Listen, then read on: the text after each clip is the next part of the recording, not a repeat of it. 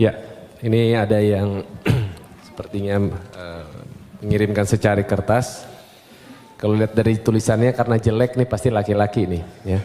Assalamualaikum warahmatullahi wabarakatuh. Waalaikumsalam warahmatullahi wabarakatuh. Bagaimana hukumnya ketika suami saat bermasalah dengan istri sudah talak 1 langsung talak 3. Lalu suami dan istri menyesal dan ingin rujuk. Baik. Satu langsung talak 3. Iya. Ada lagi yang saking marahnya nggak talak 1 lagi. Saya talak 3 sekalian gitu kan. Baik. Nah, jadi teman-teman, saya mau katakan begini. Kita harus belajar dulu fikih munakahat, fikih rumah tangga. Di dalam bahasan munakahat rumah tangga itu ada bagian talak. Talak itu asalnya bukan untuk memisahkan, tapi solusi terakhir untuk menyatukan kembali. Asalnya bukan untuk memisahkan, tapi solusi terakhir untuk menyatukan kembali. Bagian paling akhir. Quran surah kedua Al-Baqarah ayat 229.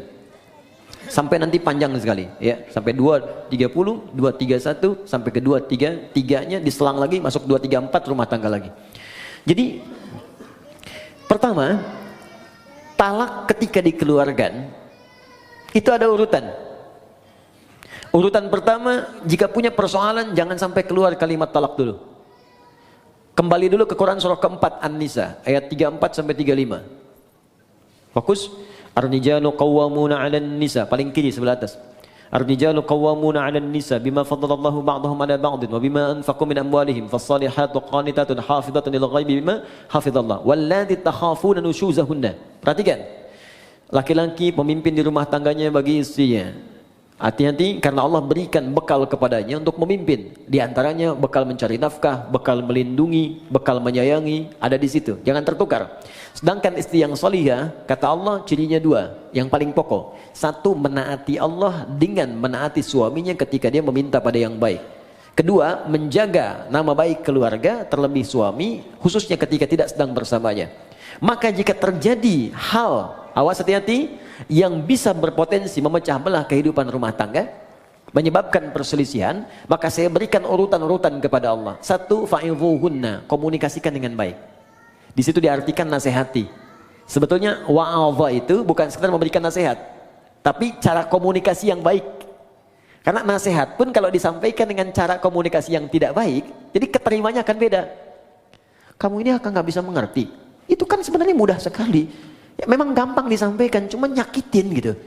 Ya, jadi kalaupun Anda ingin memberikan nasihat kata Allah, saling menasihati, maka lakukan dengan komunikasi yang baik, yang bagus di situ. Ya, kalau nggak ketemu, wahjuruhunna fil madaji'. Coba saling merenung dulu. Pisahkan dulu tempat tidurnya. Merenungkan dulu. Kenapa saya menikah dulu? Apa visi yang dibawa saat akan menikah dulu? Apa harapan-harapan yang dibangun? Kenapa Allah saya pertemukan dengan si fulan? Kenapa dengan si fulan? Renungkan sampai di situ. Belum ketemu juga, maka cari orang ketiga yang bisa menjembatani. Terutama keluarga. Makanya saya sering katakan pada yang belum menikah, kalau cari wali, cari orang yang paling dekat hubungannya, yang paling mengerti kita. Makanya kenapa harus ayah? Karena nanti dari 3 tanggung jawab ayah, itu 2 diberikan pada suami yang telah akan selesai, yang 1 tetap jadi tanggung jawab orang tua, khususnya ayah. Yang 2 itu apa? 1, pemberian nafkah. Begitu saya terima nikahnya, ya si fulana binti fulan sekian dibayar tunai, itu kewajiban memberi nafkah pindah kepada suaminya. 2, pemberian kasih sayang dan perhatian, perawatan. Ya, perawatan yang merawat, kemudian menyayangi. Makanya nanti ada ayat-ayat jangan sakiti pasanganmu, bapaknya tak pernah melukainya, ibunya tak pernah membentaknya, ayahnya tak pernah memukulnya. Masa kamu yang dipercaya bukan pada laki-laki lain kemudian harus menyakitinya? Turun Quran surah keempat ayat 19. Bahkan kalimat iman dilekatkan di situ. Kalau kamu ada persoalan jangan cepat marah kata Allah. Boleh jadi di balik masalah itu saya kirimkan hikmah yang besar supaya kamu belajar lebih baik. Kemudian yang ketiga, untuk memberikan perhatian. Perhatian. Nah ini yang ketiga orang tua masih punya.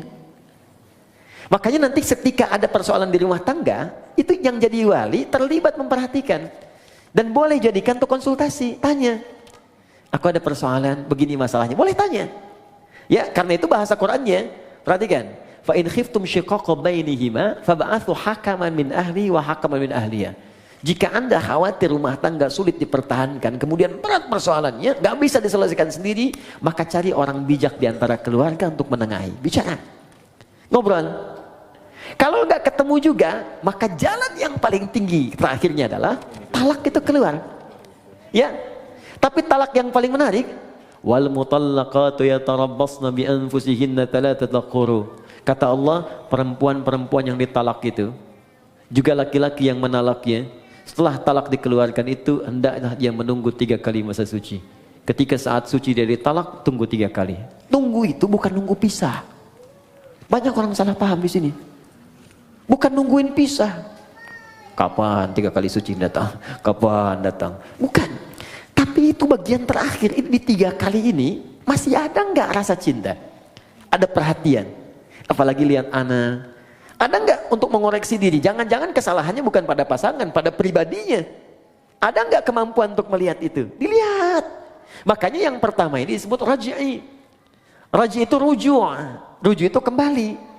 Talak ini dijadikan solusi oleh Allah untuk mengembalikan. Mungkin dalam 3 kali masa suci ini masih berpikir untuk bisa kembali. Ini jangan diputuskan selesai, bukan begitu. Makanya 3 kali nih. 1 kali suci, tunggu. 2 kali suci, merenung lagi. Mungkin mau tapi ada syarat. Istri menuliskan syaratnya kepada suami. Kalau mau kembali, begini. Suami juga begini. Dudukan, ngobrol dengan keluarga. Kalau ketemu, kadang-kadang di pertengahan, ada yang sudah kangen lagi. Ada yang ingat lagi. Tiba-tiba malamnya sama-sama lagi. Padahal belum 3 kali suci. Sekali suci udah bareng-bareng lagi. Maka itu nggak perlu akad lagi. Sudah otomatis nyambung lagi. Jadi sekali, 2 kali, kalau 3 kali kemudian tidak keluar itu, ya tidak keluar iswahnya, tidak ada nyambungnya, maka jatuhlah talak 1 di situ. Jelas? Kemudian pengen dikoreksi, pengen balik lagi, ya kemudian nyatu lagi, akad kembali, menyatu di situ. Kalau tidak diakadkan kembali, maka si perempuan berhak menikah dengan orang lain. Jelas ya? Nah kalau kemudian menyatu lagi, ada masalah lagi, talak yang kedua baru jatuh. Jadi nggak ujuk-ujuk 3. 1 selesai, nyambung lagi. Talak lagi, masuk yang kedua. Itu pun masih ada koreksi sampai 3 kali lagi. Panjang sekali. Nah kalau kemudian pada yang kedua ini sadar, nyambung lagi. Ternyata ada masalah lagi sampai yang ketiga puncaknya. 3 kali masalah sudah melewati 6 kali suci. Masa nggak selesai-selesai? Maka Allah kasih pelajaran. Kalau keluar yang ketiga ini, pada yang kedua nih. Pada yang kedua, kalau kamu sampai keluar talak yang ketiga lagi, kamu nggak bisa langsung nyatu kembali kecuali dua-duanya harus menikah dulu dengan yang lain dulu sebelum menyambung kembali, supaya tidak terjadi talak lagi yang ketiga.